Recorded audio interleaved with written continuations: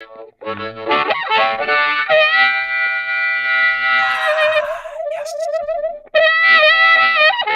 Hi, everybody. Welcome back. Nice to see you. Good to be here on this Monday. It's coming too. It is. I know climate change is a thing. We're going to talk about it coming up in a minute. Climate change is a thing, but like more temperate climate temperatures are coming to Canada. We're here in Toronto. It's like 3 degrees here. It's been beautiful. It's been a great climate change winter, if you will. I know our next guest is not going to like me saying that, but anyway, we'll get into it in just a second because I do believe in climate change. Trust me. But it is going to freeze. You're going to get a little blast of winter here in Canada this week, like minus 40, minus 50 in different parts of this country, back to Canadian temperatures. And Canada is a unique country. It's one of those countries that experiences a whole bunch of seasons. It's got, land on parallel with California, Point Pelee, if you will, right? You go all the way across and boom, you're in California. So Canada is a unique country where it's situated. Canada is unique when it comes to diversity. We're very multicultural. We're experiencing real division in this country. And guys, I like to bring in to talk about that division, Canada, the way it works, some hot topic issues, whether it's climate change, are much smarter than me. And today is no exception. Please welcome back to the program the lead columnist from Canada's National Observer, a gentleman who I'm sure has dished out $200 to $300 to see Tucker Carlson coming up on the 24th or 25th. Mr. Max Fawcett, ladies and gentlemen. Max, nice to see you. You want to see Tucker? You get your Tucker tickets? You could not pay me enough money to go see that guy in person with that crowd. No, there is no universe.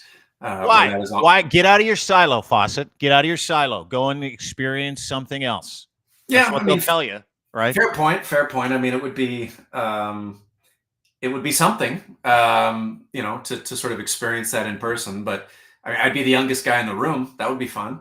But it's like just 30 years. By 30 years, dude. It's just like resentment theater, and it's just not something that stirs my drink very much. It plays well here in Alberta, I guess, and certainly among a certain part of the demographic. But I don't feel the need to be angry about immigrants and climate change, at least not in that way about climate change, that it's sort of being foisted on us by the World Economic Forum or what have you. So, and a bunch of hippies. That's what they say. Wow. It's a bunch of hippies forcing climate change on us. It's a bunch of climate extremists. I mean, that's my entry point, because I also don't like hippies very much. I have a long-standing gripe there, but I don't think it would be enough to get me in the door. I don't like hippies very much. I love how you paint with that brush. It's good. I don't either, because I've been to Kensington Market before, and it's just packed with hippies. And the smell of patchouli and pot is unbelievable, even though I don't mind one of those smells. But Tucker Carlson, why is he coming? I know we had David Parker on the show when we did a Versus where he cleaned up, and he kind of leaked to me after. He's like, yeah, we're bringing Tucker Carlson to town. But like, what is he going to bring to the province of Alberta that you guys don't already know or are already angry with? Or is this just like fuel for the fire? Like, I know Parker's bringing him, but what's the point? Why is he coming? I mean, the point is money for him, for Tucker Carlson. He can't really do anything right now because Fox has him locked into a non-compete as part of his contract, and so he keeps trying to find ways to do his shtick. He does stuff on Twitter, stuff that probably violated his non-compete. I think he's probably gotten his wrist slapped by lawyers about that, and so now he's doing a live tour, and I'm sure he'll sell lots of tickets, make lots of money, and for people like David Parker, it's an opportunity to see someone who is a very effective and successful demagogue, and maybe learn some things about it. I think, I'm sure David Parker aspires to be like Tucker Carlson when he grows up, maybe absent the bow tie, but he may very well be the inheritor of the sort of Trump movement once Trump dies or goes to prison or what have you. And so he definitely is sort of at the head of that North American alt-right-ish, Trumpish movement that is increasingly kind of consuming our politics. The question really is, why would the Premier of Alberta be there? That is Danielle. She is not only going, she is going to, I believe, ask him questions, participate in the moderating. I don't know if she's moderating or if she's having like a moderated conversation with him, but she's on the stage, and that one makes less sense to me. I guess in terms of placating the part of her party, the Take Back Alberta types that clearly run the show and pull the strings, but seems to me like there's more downside there than upside in the longer term. Tucker Carlson is probably not someone that a majority of Albertans would want to be associated with. And she in the election tried to portray herself. I think she did fairly successfully portray herself as, sort of a moderate person, socially progressive, socially liberal, live and let live, but fuck Justin Trudeau and let's make government smaller. And Tucker Carlson takes her into that place where it's like, he hates immigrants, he hates Muslims, he hates gay people. It's a much darker place than I think she would be advised to go. But, what do I know? Actually, quite a bit. You're the lead columnist for Canada's National Observer and one of the warriors for truth and accountability and information in this country. So you know quite a bit. But I want to kind of go over some of the things here. So Tucker Carlson coming to Calgary. He's actually coming to Toronto too. And tickets, he's playing like one venue in Edmonton. This got to be the Rexall Center, right? It's got to be, the Rogers Center. Is that where he's playing? Yeah, 18,000 people. So that's a big venue. Then he's playing someplace in Calgary, don't know where. 2,100. Lots of tickets still available for the one in Calgary, by the way. And tickets range from like $134 to $930. But the reason why I found that interesting is there's lots of tickets still available. And the reason why I'm like enamored with the idea that he's actually coming to Alberta is that he has been outed as a legitimate quack, like a journalistic quack. He's admitted in the media after several lawsuits where he uses the defense in a lawsuit 5 years ago where he got sued for lying about information, where he's like, we're not news. No one takes us seriously. It's just commentary. Like, he admits it. He admits it readily, right? That's the Ezra Levant legal defense, which is, hey, I didn't expect anyone to take me seriously. I'm not actually a journalist, right? Well, that's the thing. Like, are people going to see this? This is my question. Like, everybody knows this. Do they not know his own words? Are they unfamiliar with the guy who uses the whole, hey, I'm only joking always when I'm delivering the news, and none of this is real, and I'm just gaslighting for money, which he admits that's exactly what he did on Fox. So are they going there to see him in Calgary and Edmonton because they're like, this guy is the truth and the light, and no man shall come to conservatism except through him? Or are they in on the joke too, and they're just going to get filled up with some laughs? Like, is it a comedy show? What, like, do they have realistic expectations of being informed by a guy who legitimately says, I get paid to gaslight, so let's not get it confused?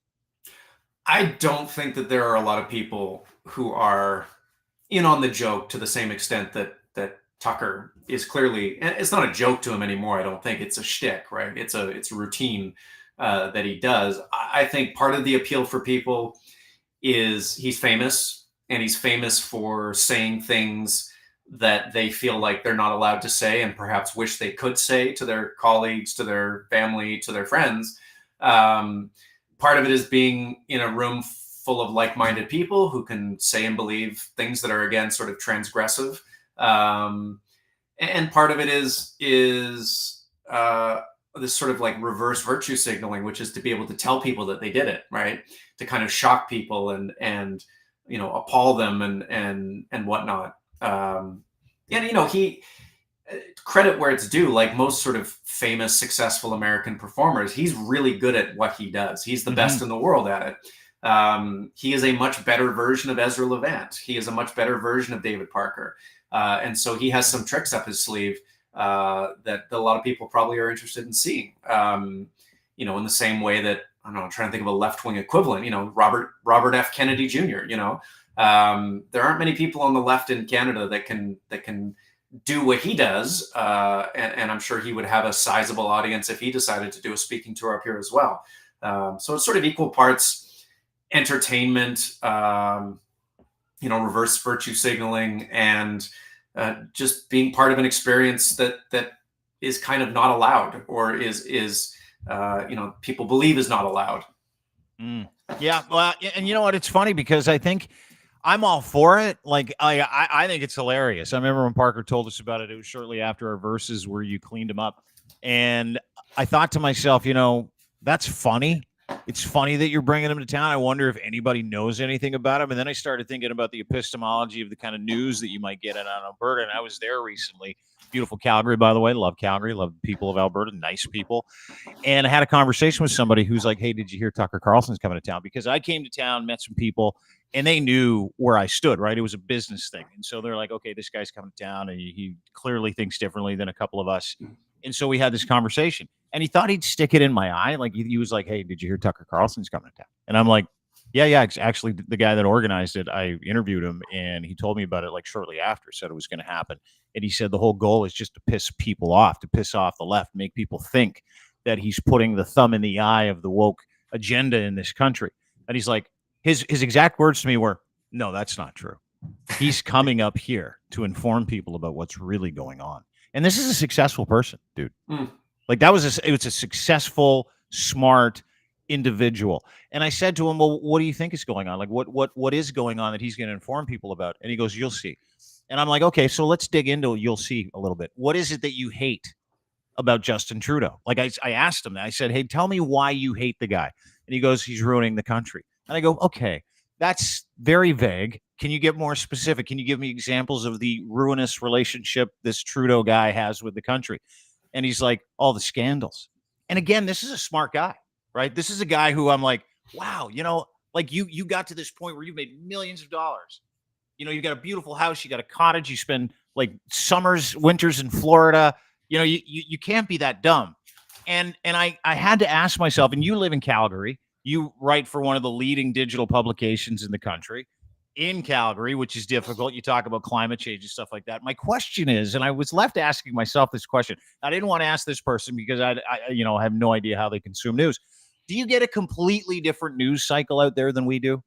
Like, do you get like, is there a news dome over Western Canada where, anything factual is pushed out and everything right-leaning is pushed in? Like, is there a concerted effort to not inform people in that area of the world?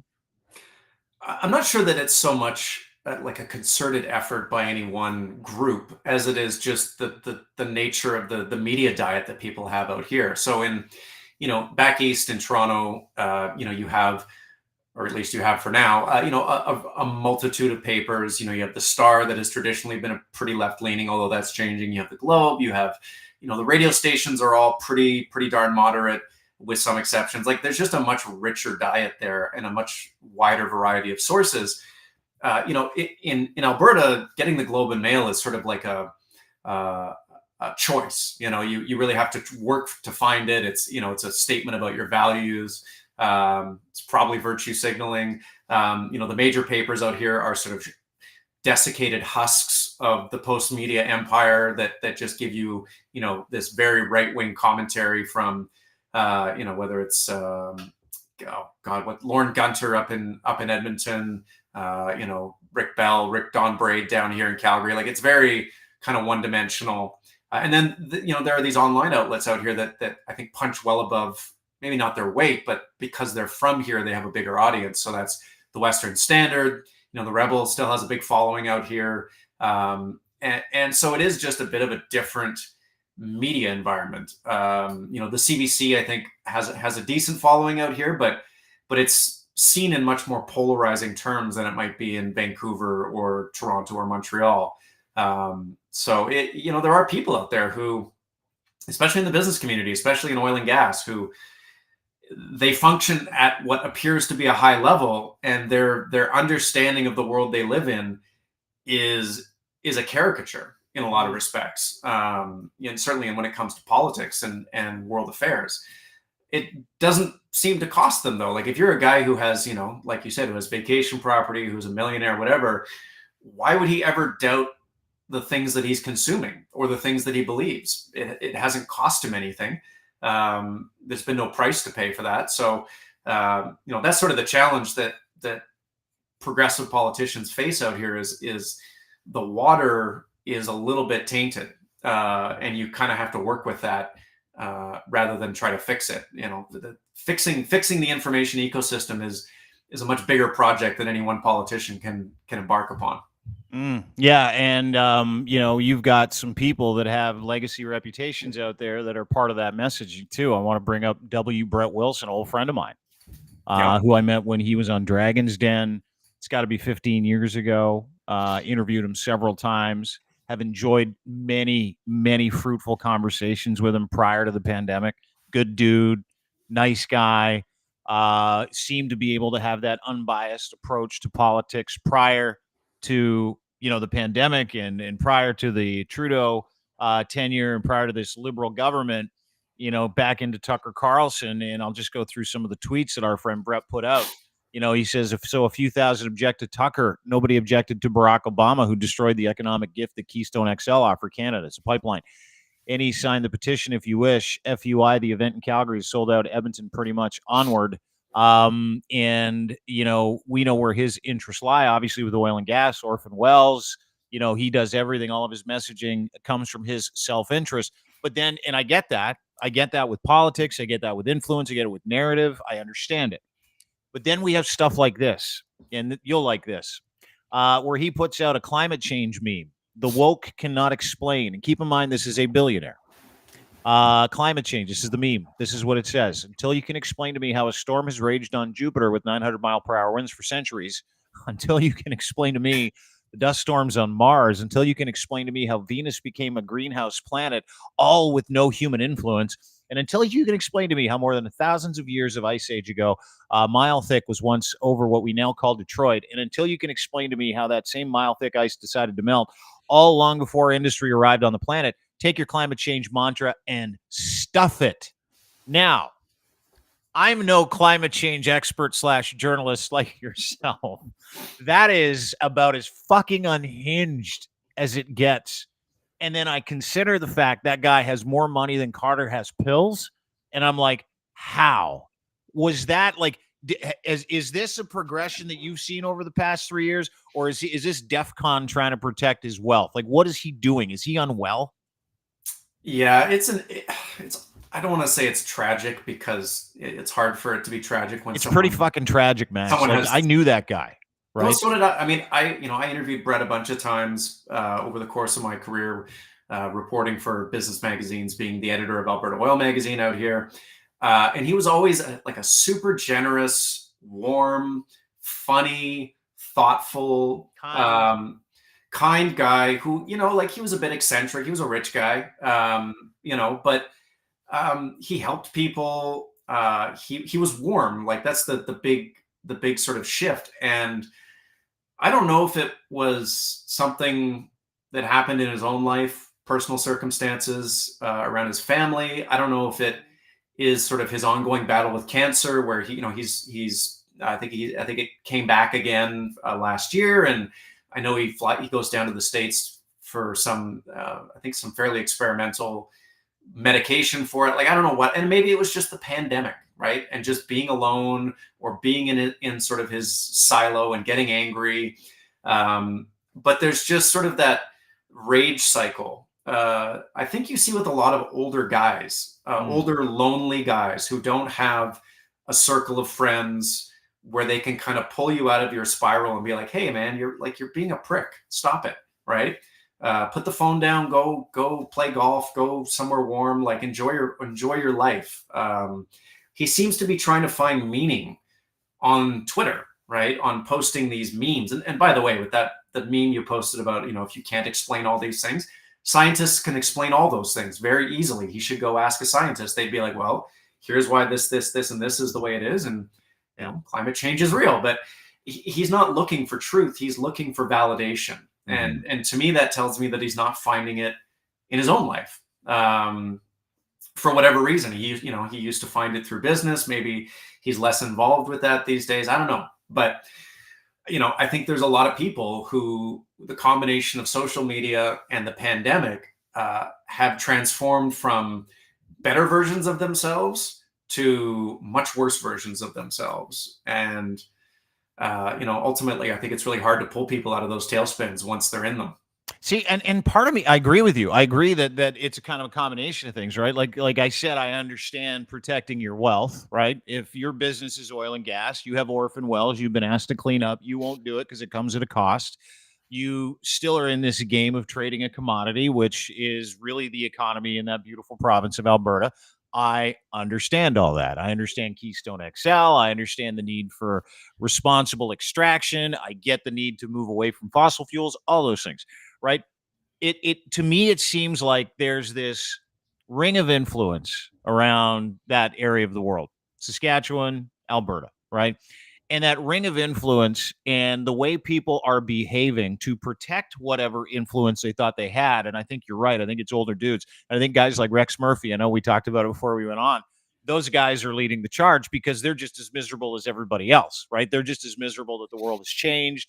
They're miserable that they can't have what they want. They're miserable that they have to go back and double back and go, okay, now I have to be a good citizen. I have to be worried about the climate. But dude, you didn't have snow on the ground in Alberta for Christmas. Like I was out there recently. It was like +3, +4. I mean, you're going to get it down to -40 this week, which, good for you. But like, do they just, in your estimation, is it protectionism for personal interest? Is it the fact that they can't comprehend, guys like Brett Wilson, guys like Rex Murphy can't comprehend any progressive values? Or is it just too, because I look at it like this, but like when someone asks me to look into my cognitive racial bias when the George Floyd thing happened, because I'm like, I don't understand any of this. And they're like, you need to understand cognitive bias. I'm like, do I have to? Do I have to do that work? They're like, yes, you do. If you want to be a good human being, you absolutely do. And I'm like, okay. So I do the work and I realize where my biases are. Is it just not wanting to look at who they are? That's the question I have, because I think that's really difficult for a lot of really old dumb dudes. Yeah, I think it's a stew of things. So let me try to kind of disentangle the ingredients that go into it. Part of it is the thing that they do, the thing that they made money on, is changing in a very fundamental way. More fundamental.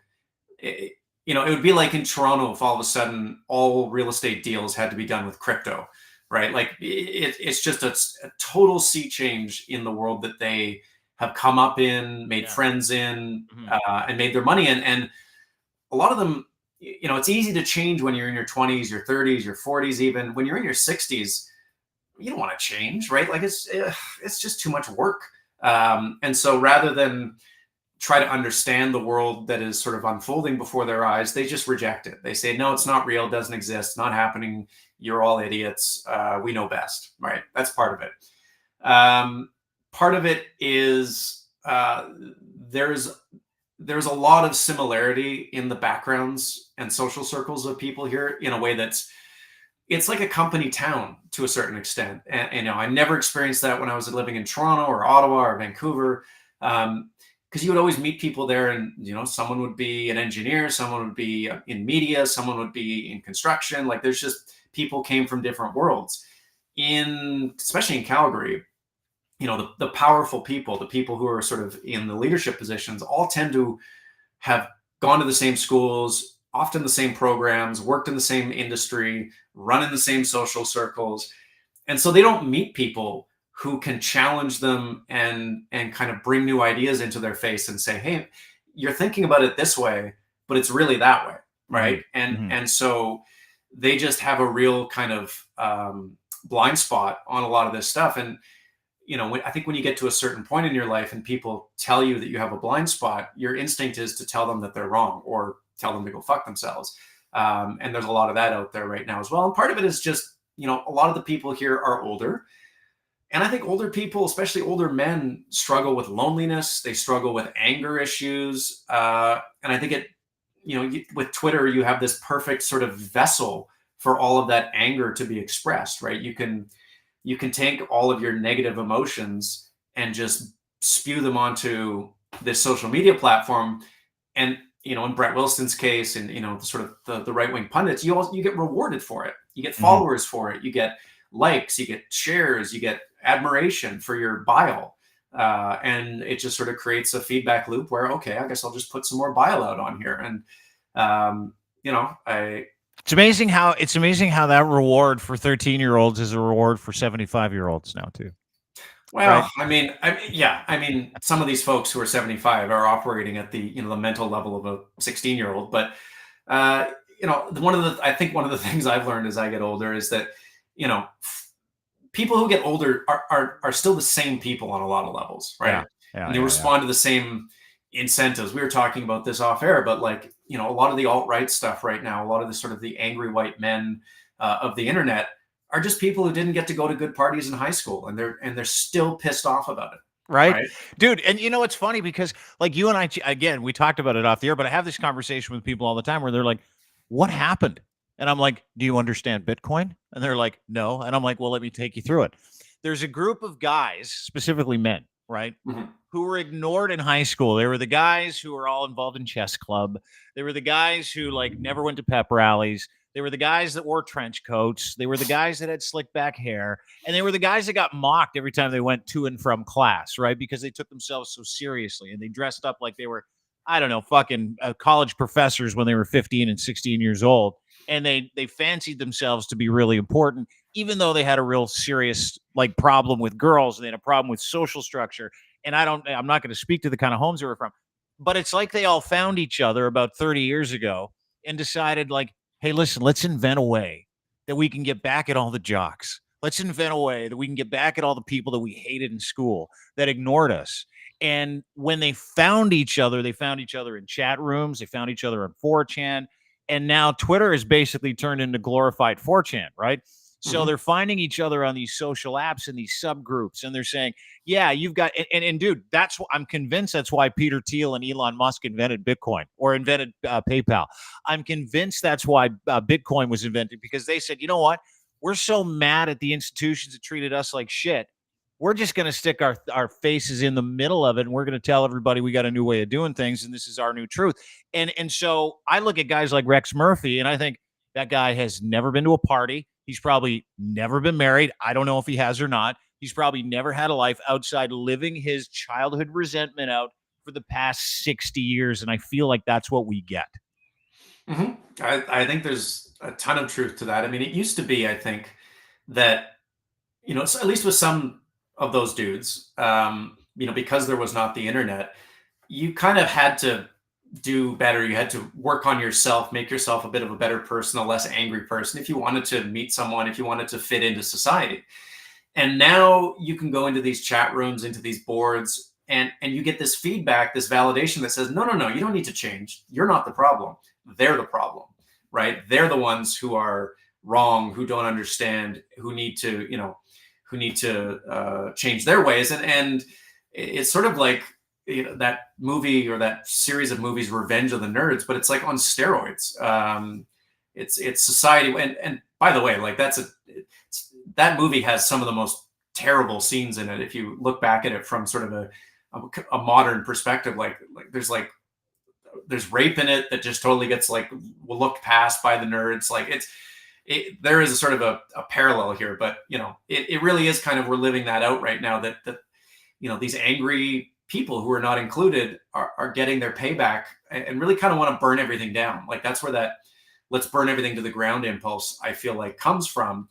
So not that we can fix the current crop of angry men, but maybe going forward we can teach our kids to just be nicer in school. I don't know, like maybe kids aren't wired to be nice in school, but it feels like. Are you blaming us? Are you blaming us for them right now, Max? Is that what you're doing? Well, Are you blaming the cool kids for the loser kids? Is that what you're doing? In fairness, I was not a cool kid. I was sort of one of those middle tweener kids who, was neither cool nor uncool. But I feel like there's a lot of things go back to high school. Yeah. I'm sure Freud would have many, many things to say about the way we form our identities and the way it kind of echoes forward. But I don't know, maybe if kids could just be a little nicer to each other in school, that would make things better 50 years down the road. Yeah. Avoid more Jordan Petersons. Listen, you can blame me all you want for Jordan Peterson. You can blame me all you want for guys like Rex Murphy. It wasn't me. But it feels like, because they have that same kind of angry vibe, that like disinterested in what's going on, disinterested in any kind of progressive issues, disinterested. I'm just here to serve my time and be like a cog in the wheel. Speaking of cogs in the wheel, and I wanted to ask you this, because I'm again, staying out west, I'm watching it all kind of percolate, and I've got some relationships out west. And I had a conversation with someone from Alberta this week, and they're like, at least we're not Saskatchewan. is there like a is there like does Saskatchewan support Alberta? Alberta support Saskatchewan? Is there like a race to the bottom when it comes to like being the least progressive province out there? Explain that to me. Explain the relationship with both of those provinces, because you've got a couple of conservative premiers. You've got a couple of conservative premiers that are into the kabuki medicine, and I don't know what's up in those provinces, but it's like you get a conversation with someone and they're like, we're proud to be this, but at least we're not that. And they're all pointing at each other like, you're worse than us. No, you're worse than us. Yeah, there's sort of like a little brother, big brother thing with Saskatchewan and Alberta. Obviously both prairie provinces, both oil and gas, both agriculture, although Saskatchewan more the latter, Alberta more the former. For the longest time, there was this persistent drain of people from Saskatchewan to Alberta. Brett Wilson was from Saskatchewan. Murray Edwards, who's the CEO, founder of Canadian Natural Resources, which is probably the most successful oil and gas company in Alberta history, from Saskatchewan. So there's a long history of people from Saskatchewan coming to Alberta to make their money, and then eventually, retiring to BC. There was a period in the mid 2010s where that kind of flipped, and suddenly Saskatchewan was the more prosperous one, and the brain drain stopped, and people were sort of even their stories of returning home to Saskatchewan. I remember when the NDP won in 2015, there was this big threat by a few Saskatchewan oil and gas companies that were run by Saskatchewanians saying, well, we're going to move our head offices to Regina or to Saskatoon. Of course, that never happened because they couldn't get anyone to actually go along with it. But, that was the threat. That's quite the threat, huh? It's interesting. Saskatchewan used to be a pretty reliably NDP province, right? Mhm. It has that sort of prairie socialist tradition.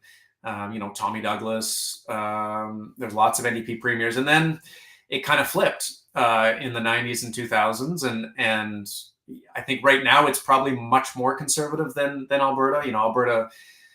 Alberta has a government right now that is clearly trying to out crazy the Saskatchewan government. The Saskatchewan government is doing its absolute best to keep up. But Calgary and Edmonton are very progressive cities. They're only going to get more progressive. Saskatchewan doesn't quite have the same sort of urban heft.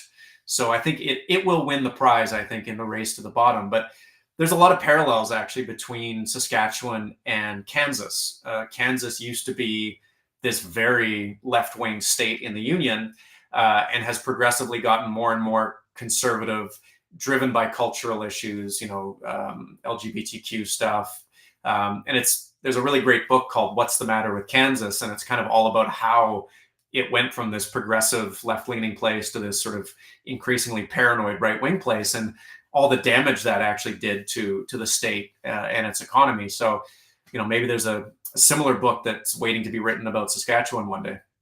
Yeah, it's concerning for sure. I mean, they love their talking points. They love their conservative talking points, but their governments are on the deep end of the conspiracy theorists, right? They're the extreme versions of that. And I want to take a quick sidestep here because we're talking about provinces that are rich in fossil fuels. They've got a very conservative area of the country. Pierre Poilievre has that area of the country locked up this week. Last week, actually, he had a very bad week, where they were putting out some digital messaging. And I want to play something for you, and I want your thoughts on this because I find it fascinating. I had to Google whether, after I watched this, and I want you to watch it with me, I had to Google whether or not you actually got lightning from catching it from got electricity from catching it from the sky, and if it was possible to take that lightning and then put it in a copper wire. This is the leader of the official opposition. I want you to watch the evangelical tone of this whole thing, and then I want to get your opinion. The electrician who captures lightning from the sky, runs it through a copper wire to illuminate this room and light up the world is not ordinary. He is extraordinary. Once again, and I've said this before, that is extraordinary. But there are a lot of people out there that are like, that's right. That's right. That's right. We've got lightning. Guy. Yeah. How does that happen? Your thoughts on that whole diatribe? We'll get to the brainy part in just a second, but I want your thoughts. I mean, he clearly has a speechwriter who loves that metaphor, who, maybe is a big fan of, I don't know, Thor. Is that the right Marvel character? Like Like, you do know, you didn't do what I did though, Max. What? You didn't Google, is it possible at all to catch lightning and put it in a copper I mean, I feel like they did that in Back to the Future. So maybe he's just a really big fan of Back to the Future. But he clearly has a speechwriter who fell in love with that stupid metaphor, because conservatives can't hire good speechwriters. That's what he said it a bunch of times too. Like, he said it, like, I think 3 or 4 times in different speeches. So again, like, clearly they love copying and pasting that into whatever he's talking about. But he's trying to he's really trying to make it seem like, I guess, electricians are very magical, which, again, you don't need that metaphor to do it. I'm already fucking amazed by electricians whenever they come in, or I have them come into my house to make something work. I'm like, right? I'm glad I didn't kill myself. You're amazing. Listen, we don't need to canonize. We don't need to turn these guys into saints who catch lightning like fucking Hercules or Thor, right? I'm amazed by the fact they know the difference from AC/DC. I'm amazed that they stick their hands in fuse boxes. Not for me. Exactly. It's such a weird tick of his, but he's done that a few times. Like, he did that thing with the video where he kept talking about wood and how the wood was old, and the woodsmith and this, and it's just, he really likes to romanticize jobs that are sort of blue collar, right? Because he's trying to speak to those people. I kind of think if I was an electrician and I heard that speech, I would be out on that guy. I'd just be like, well, he doesn't know what the fuck he's talking about. He clearly doesn't understand how electricity works. Do you know how many, because I put that clip out, do you know how many electricians responded to that tweet? It had like, a couple of thousand retweets.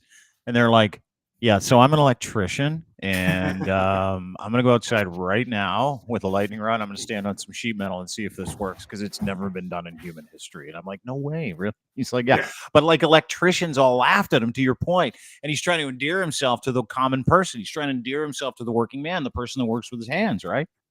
I mean, I think that's where that pitch could fall down for him, because he's clearly trying to speak to the sort of blue collar working class, shoe into some of that NDP vote. And I think that's a good strategy, because the NDP right now looks increasingly like a party of kind of wealthy postgraduate doctoral students or something. Like, it's a very niche, urban, sophisticated voter that they appear to be appealing to.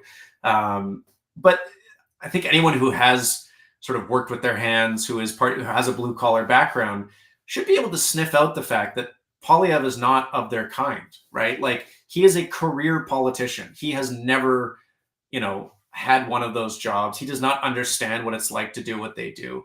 Well, okay, when you say career politician, at what point, like, he gets out of university, he goes right into working for the Prime Minister's office, does he not? 21, 22, yeah, is that correct? Yeah, like, he's straight in, right? And I knew a bunch of guys like that in grad school, because I went to grad school in Ottawa, and like, that was their path. They go straight from graduating to working on Parliament Hill. And look, that's fine, but none of them should ever become prime minister. I can tell you that much, because their range of life experience is limited to things that happened within sort of a 2-kilometer circle in Ottawa. So, I think if he overplays that pitch, it has the possibility to backfire, with the caveat that there's no one out there, with the exception maybe of Charlie Angus, who can expose him, right? Trudeau can't expose him, because Trudeau's hands are just as soft as Poilievre's are. And same thing with Jagmeet Singh. Like, he's, I doubt he's ever done a day of hard labor in his life. So there's really not anyone who can call him on this bullshit, which may be why he keeps trying to trot it out, because he knows there's no one who can kind of referee this correctly. Well, dude, and to your point, he even went deeper after the "Hey, I really love lightning catchers" comment, where he basically advocated for the purge, where he was like, you know what, those brainy people, those experts, tell us what to do, those doctors. Let me play you the clip. Because if this doesn't speak to someone who refuses education, to your point, if this doesn't speak to someone who loves ignorance, who he's after, I don't know what does.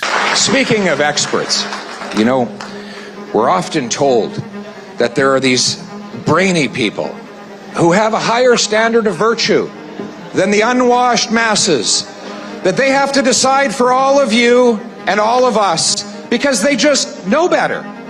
All of us, well, we should just do what we're told. They should decide what we think and say and what happens with our money. You see, Justin Trudeau really has only two core principles. And that is, these are those principles. One, that the state should control everybody. And two, that he should control the state. Right? But who are these angels? Who are these angels from above that he has hired to run our lives? Right? They are basically people who want to control the decisions that should rest in the hand of everyday people. But how can we be sure that the people are wise and virtuous enough to decide for themselves?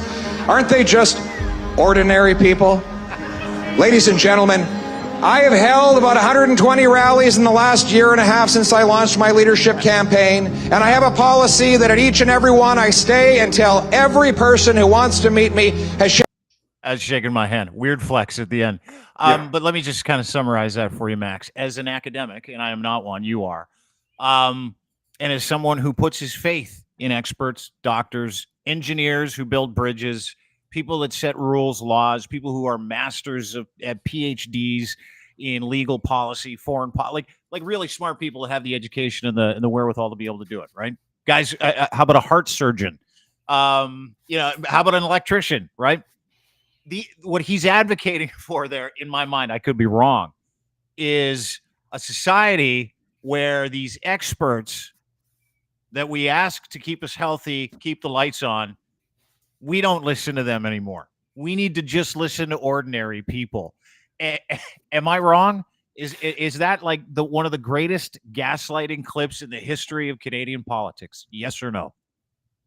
It's definitely top 5 for me. I mean, look, you said it was like the purge. To me, it feels a little more like idiocracy. Where you have a society that, is kind of founded on its contempt for people who know things, not realizing that the people who know things were the ones who actually built society. I will, and maybe this is because I'm educated, because I grew up around people who were not contemptuous of expertise, but like, I'm very grateful that I don't have to learn about medicine, that I can trust other people to do it for me. I'm very grateful that I don't have to learn how to engineer a bridge or how to fly an airplane, that there are people out there who dedicate their lives to knowing those things so that I don't have to know them as well. And so that I can pursue my, the things that make me happy. And it's just such a dangerous road to go down. It's sort of revenge of the C- students. And I'm sure if you're a C- student, you probably are tired of being told what to do, but maybe it's a good idea to listen to the A+ students from time to time, unless you want to start performing your own surgeries and capturing your own electricity from lightning and whatever else it might be. Like, it's just the folks who fall for this stuff, this, populist, quasi sort of fascist adjacent stuff. I don't think they've done a moment of introspection of all the ways in which expertise sort of holds up their standard of living, that they would not be in the position that they're in. They would not enjoy the comforts that they do were it not for the work of hundreds of thousands of experts over the course of time. So this is one of those things that I just react to kind of instinctively and almost like biologically, that anyone who is that sort of contemptuous of expertise really should not be anywhere near the levers of power, given what they might do with it. I understand you absolutely can hold experts to account. You can be questioning of their forms of expertise. I mean, I think you see a lot of the anti-vax people trying to dunk on scientists because things evolved over the course of time during the pandemic. But again, that is the nature of expertise. It evolves, it adapts, it updates itself, especially when you have something that is brand new to it. The whole point of expertise is not that they are right with their first instinct. It is that they work towards being as right as possible. There's sort of a fundamental misunderstanding and a weaponization of that in the anti-vax sort of know-nothing community. But it's interesting. Like, this thread has been with us for as long as society has been with us. There's always been this part of society, whether it was the know-nothing party, a century ago, whatever it might be, that wants to break people's glasses, right? I mean, you saw that in Cambodia under the Khmer Rouge, under the communist government there, where they literally rounded people up who had glasses and killed them because they knew that those people were a threat to the kind of society that they wanted to build, which was one where the Communist Party had all the power. They didn't want anyone around who remembered things, who knew things, who had expertise. They wanted them all gone. And certainly not saying that that's what Polyev is after here, but there is a whisper of that sort of mindset, that communist anti-expert mindset in the current sort of conservative populist mindset, that hatred of people who know things. Why do they hate? See, and this is the thing, is I understand who he's pandering to, right? He's pandering to people who didn't want to get vaccinated. He's pandering to people who didn't want to wear a mask. He's pandering to people who are like, got to question the science. You got to question the experts. You got to question big pharma. And I'm all for the questions, like you point out, right? Like I am. There are lots of questions I have about the business of pharma. If you've watched anything on OxyContin, if you've watched that Sackler show on Netflix with Matthew Broderick, you should be asking these questions. We all should. We should ask about intentionality. But that's just common sense, right? That you go to the doctor because you're not a doctor. You go to a lawyer because you don't know the law. You go to an engineer because you don't know how to structurally underpin a house, and so you pay people for their services. But what he's advocating there for is the dissolution of expertise, right? And he's trying to tell these people, hey, you know more than them, right? You know more than them. That to me is radicalization. My question to you would be, Max, because I wrestle with this all the time. Is this a strategic effort on his part, or does he really believe that in his gatekeeper bullshit? Like, does he really believe that experts have led us astray? Because you can't be, and I go back to this whole point. He's not a dumb person. Like, Pierre Poilievre is not an idiot. Like, he has pressed all the right buttons to be where he's at today. So is this just an operation for him, or does he really believe that we shouldn't believe experts anymore? It's a good question. I think that there is a part of him, because he's always been from the wing of the Conservative Party that is sort of defines itself by its resentment of elites. And I think he views, like a lot of conservatives do right now, view educated people as elites to be resented. Whether it's because they're woke or it's because they vote progressive more often, he sees them as an enemy. And so I'm not sure it's that he doesn't believe them. I mean, I'm sure he uses an engineer to build his house. I'm sure he got vaccinated. I'm sure he trusts doctors. It's that he sees them as an obstacle to his pursuit of political power.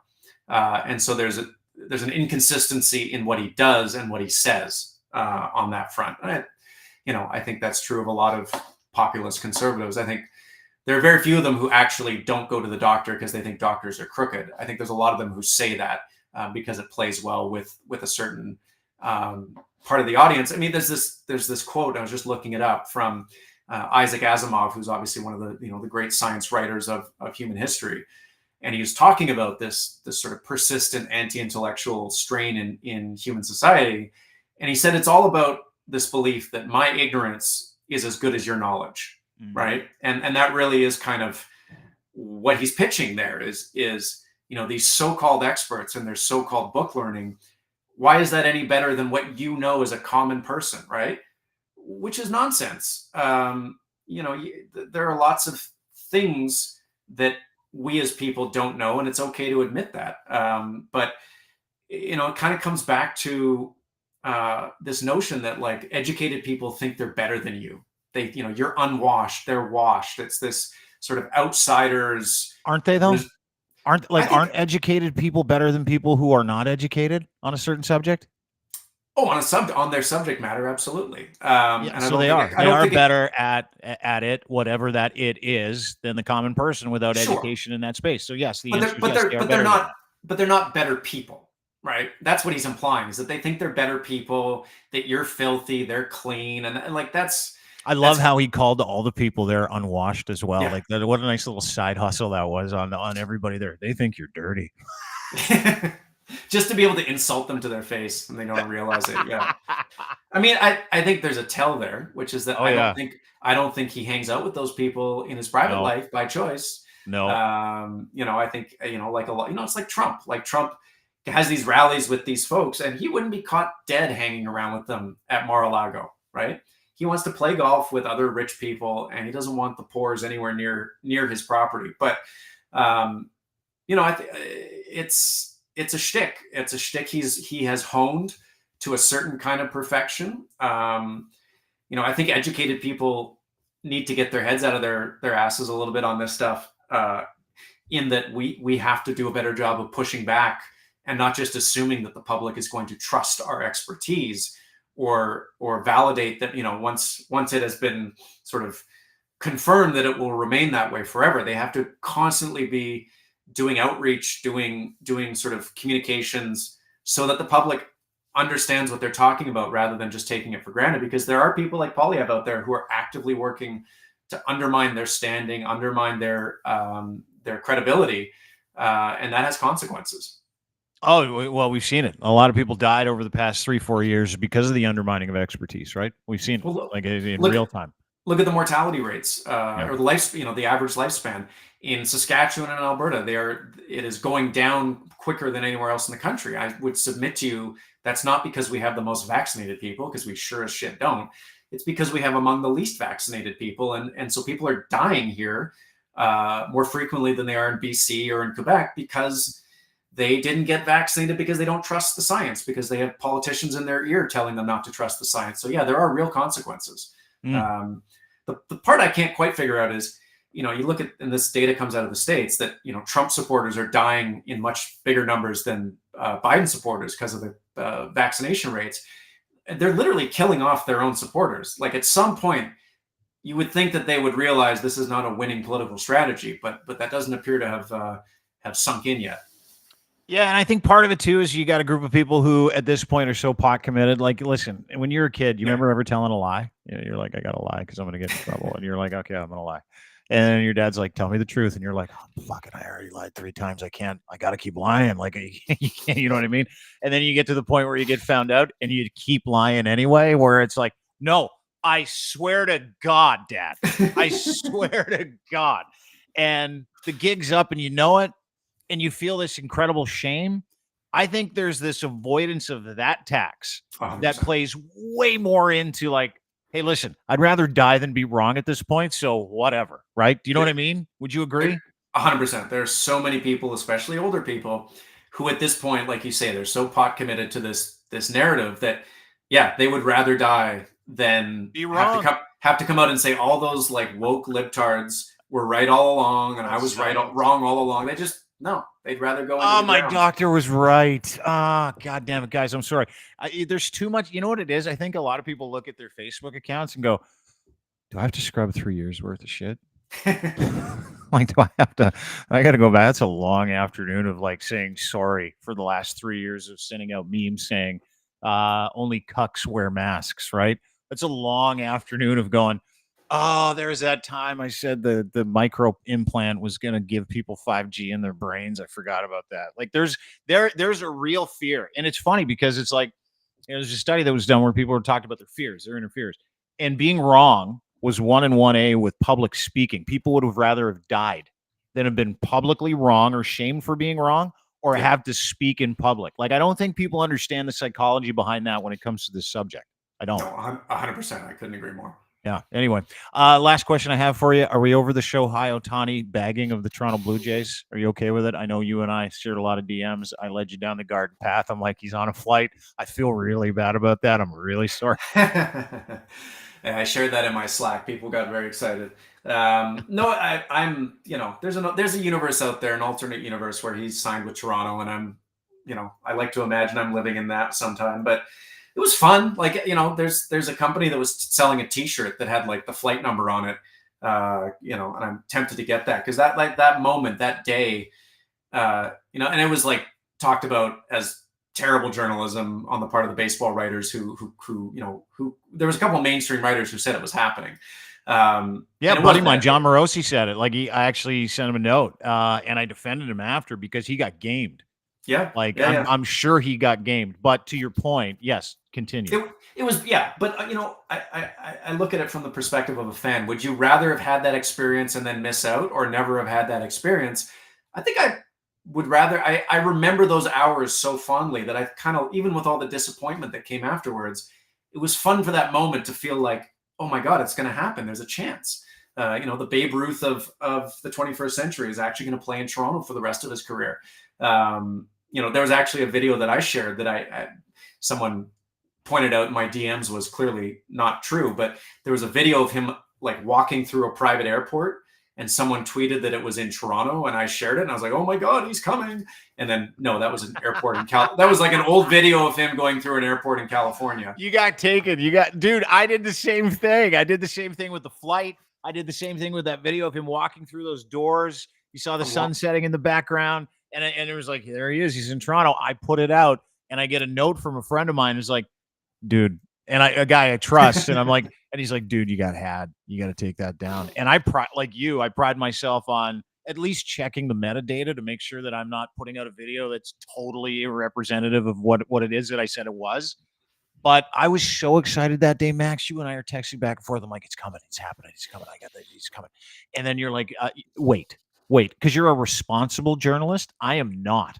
I am 100% irresponsible. So I was ginning it up on Facebook. I was ginning it up on Twitter. I'm like, it's happening. He's coming for sure. It's happening. And when it didn't happen, I did what everybody during the great vaccine debate should be doing right now. I went back and I scrubbed the shit out of my account. I was like, I got to get rid of all this stuff. I look like such an idiot. But to your point, I feel the exact opposite that you do. I hated that we were in the mix. I hated that we were used as bait. It was Kawhi all over again, where we're like, oh, it's the airplane. There it is. And we're getting all excited. And you know what that spoke to me? You know what that spoke to? How absolutely snowflakey we are for anything good in this city, because we've never had anything good. And we like to tell people that story too. We can't have anything nice. And it was just this and I remember talking to a friend of mine. He's like, dude, even if he's on a plane, I can guarantee you he's not going to sign in Toronto, because Toronto, LA, Major League Baseball does not want him in Toronto. He does not want to be in Toronto. But what I loved about it is how Toronto was used as bait for him to actually sign for another $150 million, just to squeeze an extra $150 out of the Dodgers. And I'm like, there we are. We do that for everybody. We did it for Kawhi. We did it for Ohtani. But I was very unhappy we were in the mix. Hearing that we were in the mix and having that taken away from us, I feel the exact opposite. Was it fun watching guys like Bob Nightingale and John Morosi fight on Twitter? Yeah, totally. I loved it. I thought it was great. Showed a lot of fallibility, right? It's like when you watch a golfer on television shank one into the woods. You're like, oh, okay, these guys are human. I kind of like that part of it, but it decimated me. And I put out a tweet prior to actually the signing that never happened, where I'm like, we're in on Ohtani, which means we're going to get Baumgartner and some corner utility infielder. What did we get? We got this corner utility infielder, and we haven't signed a pitcher yet. So I have no faith in the Blue Jays, and I'm sorry that I put you through that, is my point. To me, those are the only few hours that he was a Blue Jay, and so I will hold on to them. He was a Blue Jay for 4 hours in my heart, and that's as good as it's ever going to get. I mean, you're right that Toronto is starting to have this thing where it's kind of Charlie Brown with the football, where they get the whiff of the sort of the guy coming to town, and then it never happens. But I'm less cynical. I think that he was considering it. Maybe not seriously, or not as seriously as it looked, but I think he was trying it on for size, to be a national hero in two countries rather than one. The money would have been the same. I'm sure he thought about it, but in the end, it's pretty hard to turn down $700 million, living in LA, and being the face of the most storied franchise in baseball history, with the possible exception of the Yankees. So I get it. I don't fault the guy. I still want to watch him play baseball, but it was fun. Did you see Teoscar sign there yesterday for $23.5 million too? Yeah, and they backloaded 8 million of that deal as well. So yeah, fun times. They're just gonna build a super team there and probably lose in the first round of the playoffs like they always do. Dude, it's very Leafs, right? Like they just got creative with William Nylander, 69 of his 92 million that he just signed for yesterday as a signing bonus. So I mean, I love how they do it.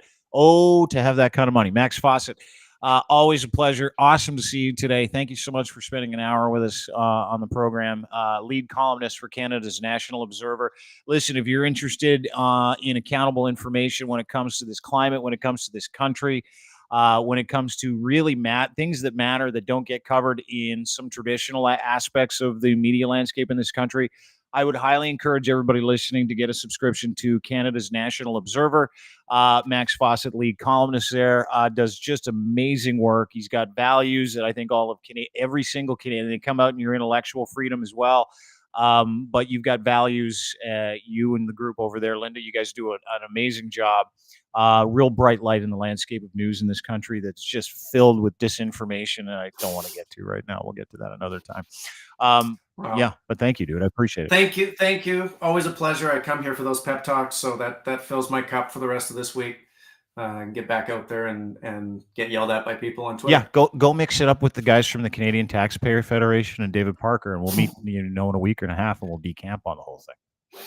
Exactly. Hey, buddy. We'll talk to you soon. Thanks, Max. Yeah. Take care. Max Fawcett, lead columnist, Canada's National Observer.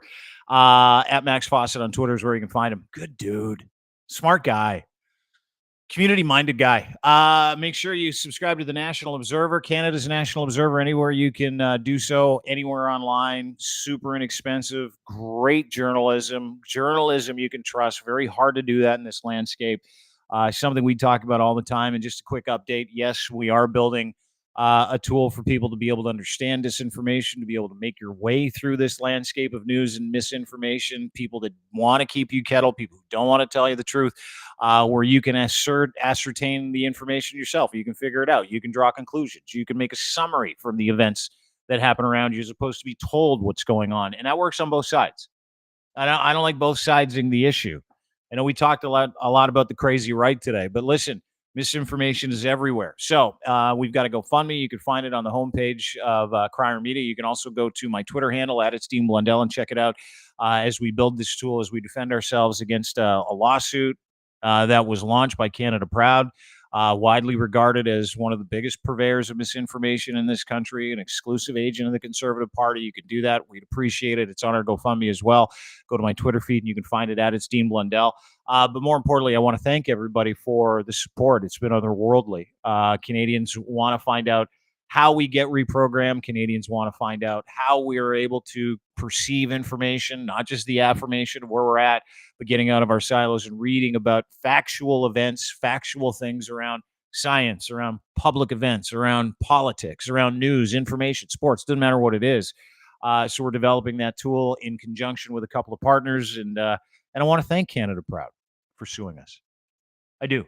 Because it's given me some purpose. It's given me the opportunity to be able to connect with people, to be able to offer a solution for you, for the plague of the 21st century, which is misinformation. So no matter how the court goes, the trial goes, no matter how the court appearance happens, no matter, we're going to do our pleadings today. We're going to post them at Crier Media. I'm going to post them on our Twitter feed so you can actually read our response, so you can see it all transparently, because there's nothing more important to me, like literally nothing, than being of good character and showing people that we're accountable. And it's something that is sorely missing for media institutions in this country, specifically the ones that are parading around as media institutions when they're not. They're paid lobby groups, exclusive lobby groups that are paid for and paid by political institutions that want to keep you in the dark. So use your mind, think critically, your ability to reason. It's really important in 2023. 2024. Oops, got the year wrong. We're only 6 days in. We're 9 days in now. Give me a break. Have a great day, everybody. Appreciate you being here. And thanks to our friends and partners at Cantorque for making this possible. Makers of hard-working, rugged torque wrenches, leading industrial tool experts here in Canada, making industrial torque wrenches and tools for heavy industry around the world, from tool rentals, calibration services, repairs, to custom fabrication and distribution opportunities. You want a job? You need a torque wrench, you need a bolting solution that is not offered, and you need that made for you. These guys are the best, and they do everything in Canada, proudly Canadian, out of Edmonton, Alberta, and they do it all. Cantork offers a complete range of services, products, making your one-stop destination for all your bolting needs, saving you time, effort, and hassle. They've got a really cool new website, Cantork.com. You can check out specs on certain models. You can have a look at what they do. You can see what they create, and you can work with them with a solution for some kind of torque wrench or bolting solution you're looking for in heavy machinery. Could be in the nuclear industry, railroad, mining, doesn't matter. They do it all for industry around the world. Colin just got back from Dubai. Loves his new website. He's like, I was in Dubai doing some business. That's what he does. And he's proudly Canadian. He's got a wonderful Canadian logo. He's got the maple leaf on every single one of his products because he is very proud to manufacture here in Canada, which not a lot of people do. So make sure you go to cantork.com for more information. As always, brought to you by Muse on the Mic, a podcast about the world's oldest industry by two women, entrepreneurs, advocates for the sex industry. MuseMassageSpa.com, Muse on the Mic, anywhere you get your fine podcasts. And they're located at 1290 Finch Avenue West, Unit 13, Toronto, Ontario. Make sure you go to Muse Massage Spa for more details and download their new podcast. They take you to the behind the scenes of that industry, which is fascinating and wild. And they're advocates and they're responsible, safe industry advocates, and they're advocates for women who want to work. So go to MuseMassageSpa.com, check them out today. And you can also download their podcast anywhere you get their podcasts. Google, Apple, Spotify, etc. Muse on the Mic. They've got a Patreon account. That's where things get really juicy. So check that out as well. And brought to you by Gitch, Canada's #1 luxury branded underwear, boxer briefs made with a pouch in the front, super breathable. You can run, sprint, walk through your day, super soft, barely there comfort, keeping you cool with moisture wicking technology. You will never want to take these things off, and I want to give you a free pair when you order 3 or more. Gitch3, Gitch in the number 3. That is your promo code. Go to edsfineimports.com. Check them out today. Use that promo code. He'll give you a free pair of underwear and 15% off when you give him your email address. He will not spam you. So there you go. Lots of savings. Great underwear. Gitch. Brought to you by Gitch, engineered for any level of performance as well as everyday life. Gitch3, your promo code, edsfineimports.com. Have a great day, everybody. Appreciate you being here. Be nice to each other. See you tomorrow. Bye.